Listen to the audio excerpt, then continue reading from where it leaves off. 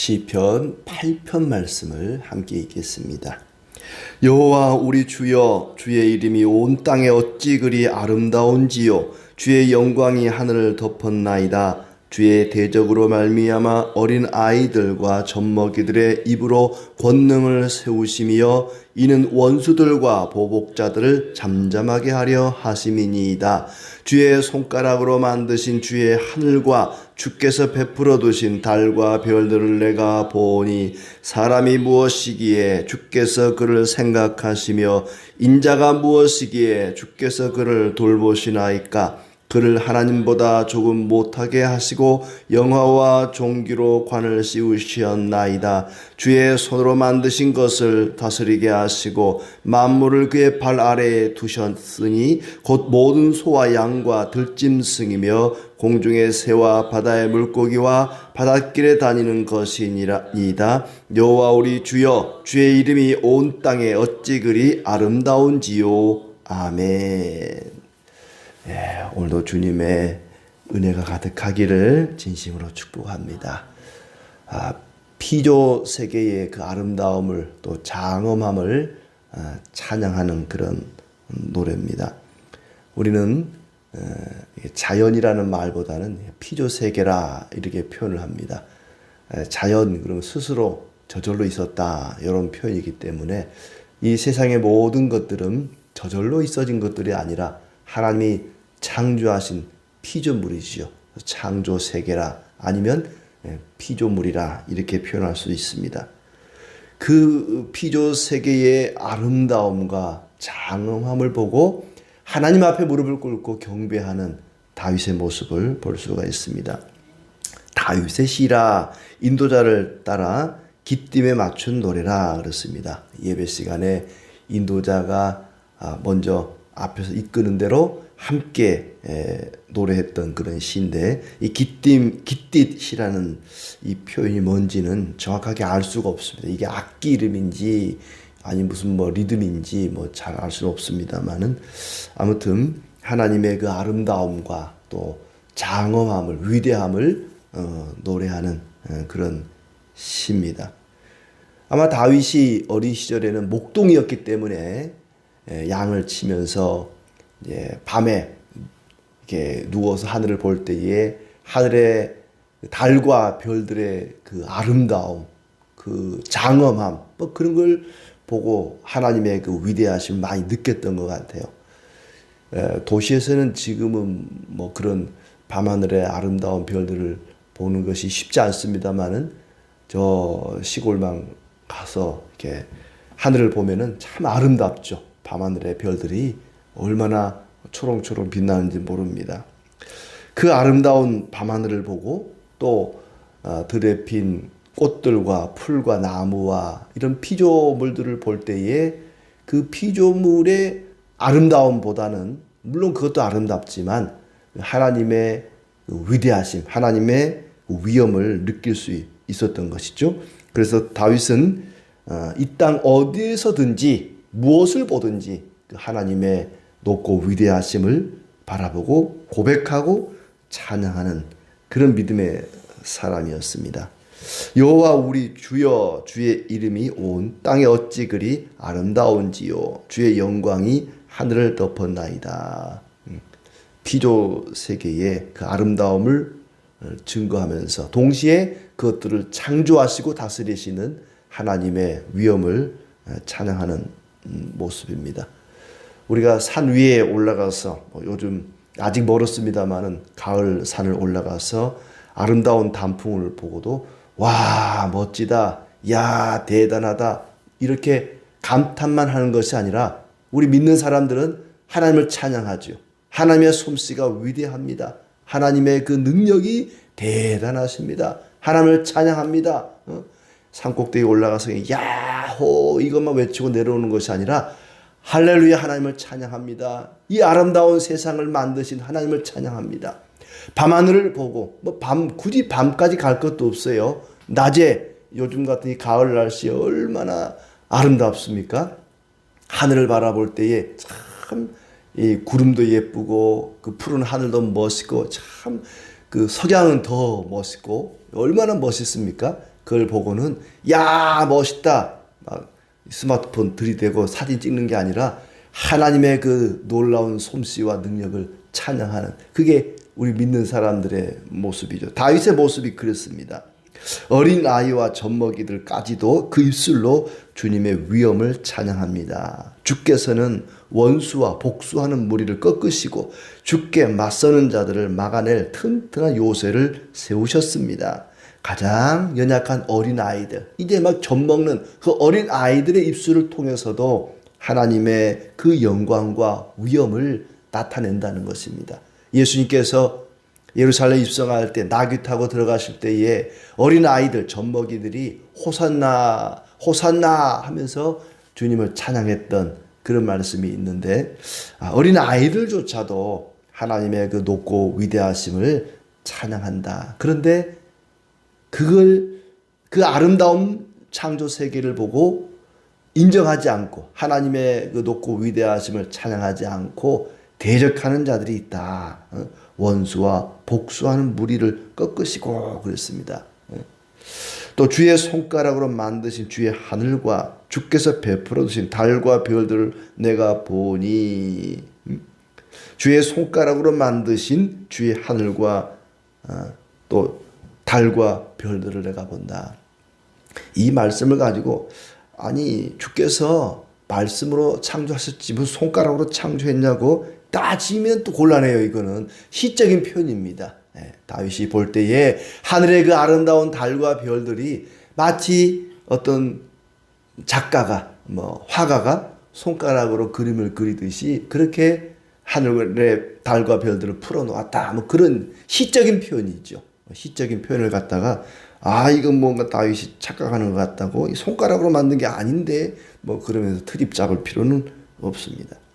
이렇게 아름다운 하늘과 땅의 모든 피조물들을 보고 감탄하면서도 그것들을 바라볼 때에 다윗 자신, 인간 자체가 얼마나 연약한 존재인가, 얼마나 부족한 존재인가를 깨닫습니다.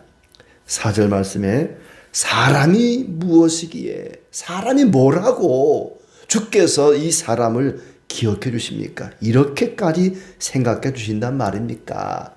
나같이 초라하고 연약하고 부족한 이 인생이 깨지기 쉬운 연약한 유리 그릇 같은 이런 인생이 뭐라고 주께서 이 인생을 생각해 주십니까? 사람의 아들이 무엇이기에 이렇게까지 돌보시나이까? 연약한 인간, 부족한 자기 자신에 대한 그 하나님의 사랑, 하나님의 인자하심에 놀랍니다. 하나님, 이렇게 위대하고 광대한 이 피조물을 볼 때에 그 앞에 인간은 정말 아무것도 아닙니다. 그런데 이런 연약한 인생을 어떻게 이렇게 사랑해 주시고 은혜와 인자를 긍휼을 베풀어 주시는지 참으로 놀랍습니다.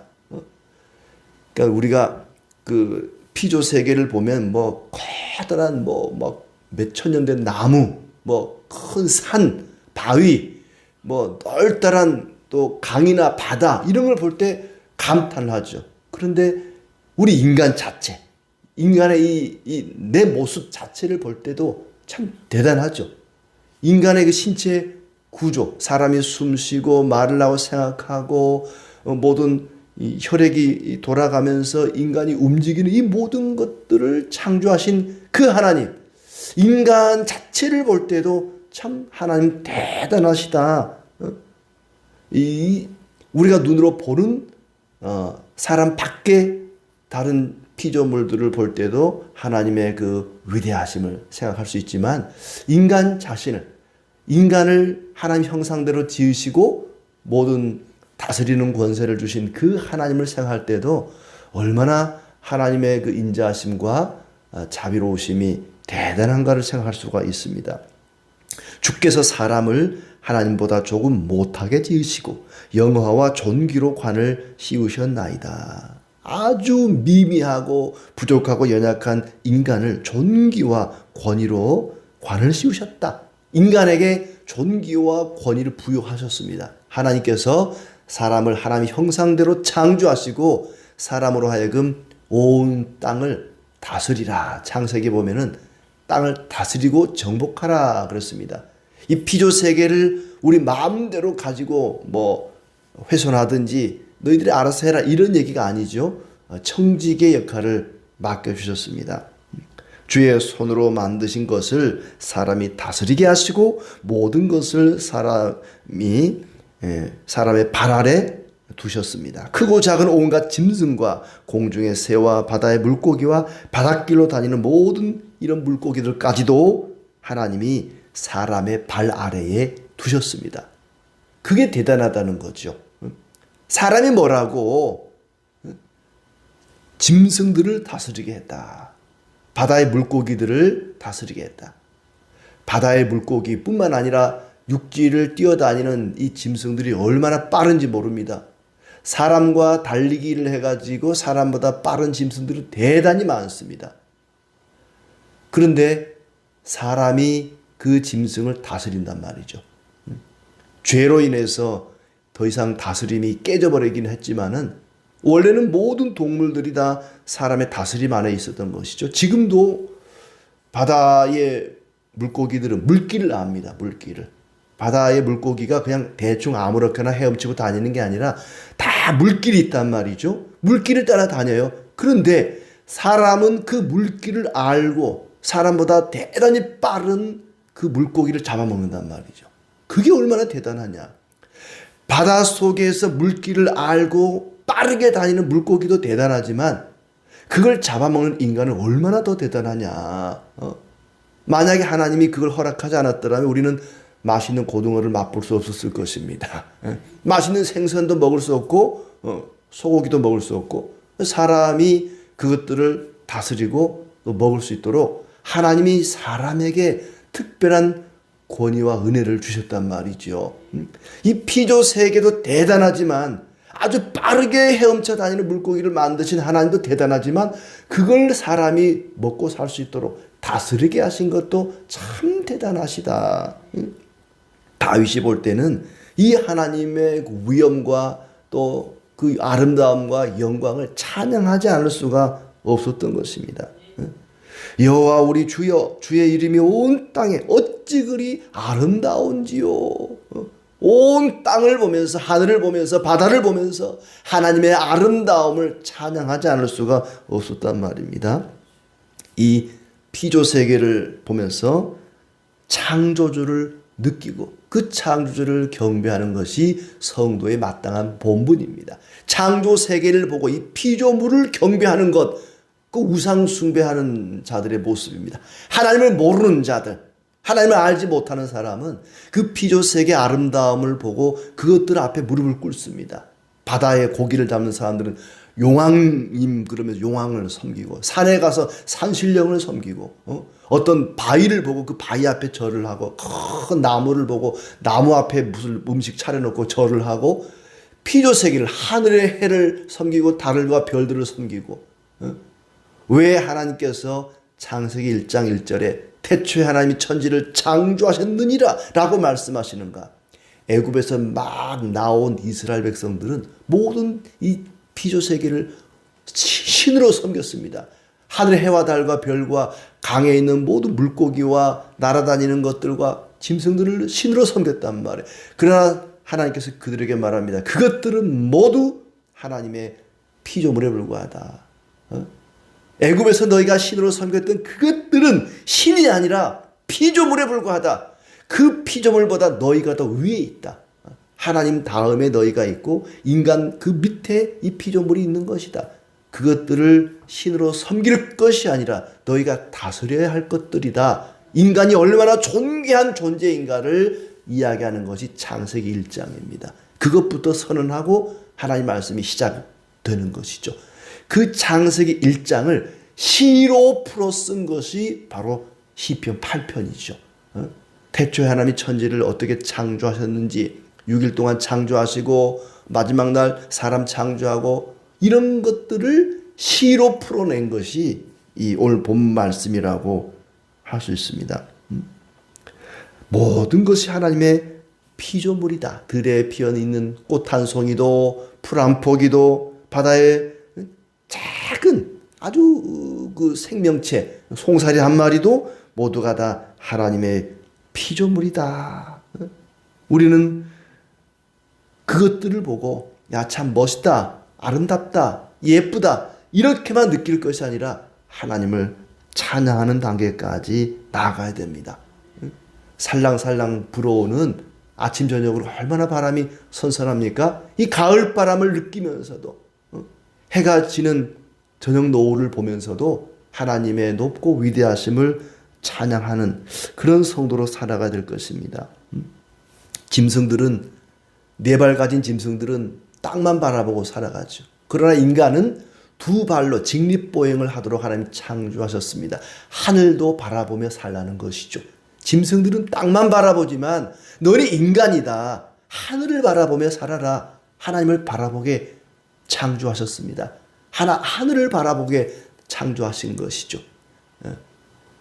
물론 병아리도 물 한 모금 마시고 하늘 한번 쳐다보고 그리고 뭐 그런 물 한 모금 마시고 하늘 한번 쳐다보고 그랬더니 어떤 사람은 술 한 모금 마시고 하늘 한번 쳐다보고 술 한 모금 마시고 또 하늘 한번 쳐다보고 또 그랬더니 어떤 사람은 커피 한 잔 마시고 하늘 한번 쳐다보고 아무튼 뭐 커피를 마시든지 술을 마시든지 하늘을 쳐다볼 필요가 있습니다. 가을 하늘을 바라보면서 야, 하나님 정말 대단하십니다. 저 푸른 하늘과 저 아름다운 구름 이것들을 지으신 하나님을 찬양합니다. 하나님은 우리 연약한 인간을 아주 짐승들을 또 이 피조 세계를 다스리는 청지기 역할, 존귀하고 또 권위 있는 그런 존재로 만드셨습니다. 하나님 형상으로 지음받은 존귀한 존재가 바로 사람입니다. 그 피조 세계를 잘 다스리고 청지기의 역할을 감당하면서 하나님을 찬양해야 할 것입니다. 그렇게 인간은 하나님 형상대로 지은 존귀한 존재이면서 동시에 연약한 존재입니다. 언제든지 얼마든지 죄를 지을 수 있는 연약한 존재이기 때문에 하나님을 바라보면서 하나님을 의지하면서 기도하는 존재로 살아가야 될 것입니다. 우리는 그리스도 안에서 새로운 피조물로 창조된 사람들입니다. 하나님께서 지으신 이 창조 세계를 죄로 인해서 파괴되어 버린 이 창조 세계를 회복하는 일에 앞장서야 할 것입니다. 이 피조 세계를 바라보면서 하나님의 손길을 느끼고 찬양하며 그렇게 사는 사람이 행복한 사람이다. 우리가 이 시편 맨 처음 시작할 때부터 복 있는 사람은 이렇게 시작했습니다. 어떤 사람이 복 있는 사람인가? 하나님이 지으신 이 피조 세계를 보면서 하나님을 느끼고 하나님께 영광을 돌리는 사람, 그 사람은 행복한 사람입니다. 피조 세계를 통해서 하나님을 느끼고 이것이 바로 하나님 작품이다, 하나님의 손길이다 하는 것을 느끼면서 살아가야 할 것입니다. 피조 세계를 보고 자기 힘을 자랑하고 자기 지혜와 지식을 자랑하는 그런 사람, 하나님의 존재를 인정하지 않는 그런 사람, 그들은 바로 2절에 말하는 하나님의 원수요 복수하는 무리에 속합니다. 우리는 피조 세계를 보면서 사람을 높이거나 내 힘을, 내 지혜를 자랑할 것이 아니라 하나님을 자랑하고 하나님을 높이고 마치 어린 젖먹이 아이가 하나님을 높여 영광을 돌리듯이 그렇게 찬양해야 할 것입니다. 똑같은 모습을 보고도 하나님을 느끼는 사람이 있는가 하면은 하나님의 존재를 인정하지 않은 사람이 있습니다. 옛날에 그런 얘기가 있었죠. 우주인들이 우주선을 타고 저 이제 지구 밖에 가서 지구를 보고 미국의 우주인은 하나님이 여기도 계시는구나. 하나님이 모든 것을 창조했구나. 하나님을 찬양하는데 하나님을 믿지 않은 저 러시아 사람들은 하늘에 왔더니 하나님이 없네. 하나님이 하늘에 있다 그랬는데 하늘에 와보니까 하나님이 없네. 오히려 하나님의 존재를 부인했다는 얘기가 있습니다. 뭐 그게 진짜인지 가짜인지는 모르겠어요. 아무튼 그런 얘기가 있어요. 똑같은 피조 세계를 보고 어떤 사람은 하나님의 높고 위대하심을 찬양하는가 하면 어떤 사람은 그냥 자연의 그 아름다움만 감탄하는 사람이 있습니다. 하나님께서 사람을 생각해 주신다. 4절에 보면은 사람이 무엇이기에 하나님이 이렇게 사람을 기억해 주시는가. 사람을 염려해 주시고 돌보아 주신다는 얘기입니다. 한 사람 한 사람을 소중히 여기고 우리 각 사람을 돌보아 주시고 지켜주시고 염려해 주시는 그 하나님, 그 하나님의 사랑, 예수 그리스도의 십자가에서 나타난 그 하나님의 사랑, 하나님의 창조 세계도 아름답지만 하나님의 사랑, 인간을 사랑하시는 하나님의 그 긍휼하심은 더욱 대단합니다. 피조 세계는 하나님의 영광을 보여주는 거울과 같습니다. 굳이 성경을 읽지 않아도 우리가 눈으로 보는 하늘과 땅의 모든 것들을 바라보면서 하나님의 위엄 앞에 경탄을 금치 못합니다. 하나님께서 만드신 이 피조 세계를 보고 떨어지는 낙엽을 보고 불어오는 가을바람을 느끼면서 오늘도 하나님을 찬양하는 하나님의 영광을 나타내는 복된 삶이 되기를 진심으로 축원합니다.